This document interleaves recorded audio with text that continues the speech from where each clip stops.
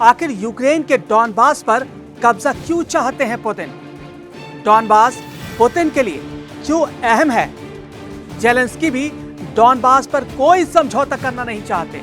वो नहीं चाहते उनका डॉनबास, जो सबसे बड़ा इलाका है, यूक्रेन का सबसे बड़ा इलाका है, उस पर पुतिन कब्जा कर ले। इस वक्त पुतिन का कब्जा डॉनबास के बहुत बड़े इलाके पर हो चुका है। वो उनसे छिन जाए, जेलेंस्की किसी भी कीमत पर यह नहीं चाहते। जेलेंस्की हर कीमत पर अपनी जो जमीन खो चुके हैं वो वापस लेना चाहते हैं और वो इसके संघर्ष भी कर रहे हैं। रूस और यूक्रेन दोनों ही देश डॉनबास पर अपनी पकड़ ढीली करना नहीं चाहते। इसकी वजह बहुत बड़ी है, यह हम इस वीडियो में आगे समझेंगे।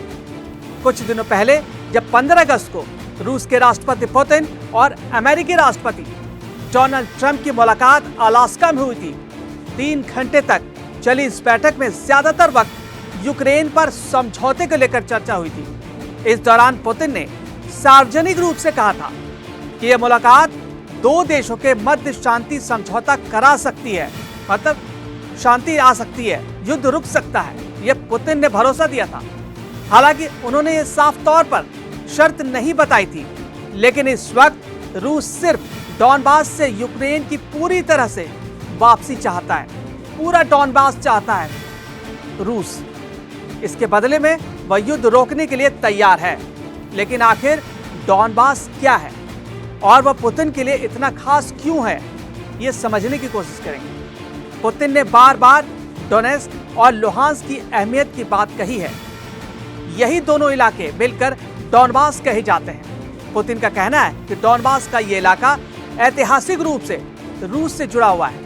यह सोवियत कालीन विरासत का एक बड़ा हिस्सा रहा है, लेकिन संवैधानिक कानूनों के तहत डॉनबास यूक्रेन का हिस्सा है। हालांकि डॉनबास इलाके का ताना बाना बहुत हद तक मिलता जुलता है। 19वीं शताब्दी की शुरुआत और उसके बाद सोवियत काल के वक्त भी डॉनबास औद्योगिक केंद्र रहा है। यह इलाका प्राकृतिक संसाधनों से भरा हुआ है। डॉनबास यूक्रेन के पूर्वी हिस्से में स्थित है, एक बड़ा औद्योगिक इलाका भी है। यहाँ की आबादी का बड़ा हिस्सा रूसी भाषा बोलता है और रूसी समर्थक माना जाता है। यही वजह है कि 2014 में जब रूस ने क्राइमिया पर कब्जा किया था, तभी से डॉनबास भी विवादों का केंद्र बना हुआ है।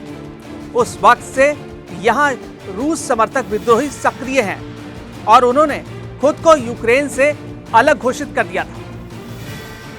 रूस का कहना है कि डॉनबास के लोग खुद यूक्रेन का हिस्सा खुद को नहीं मानते।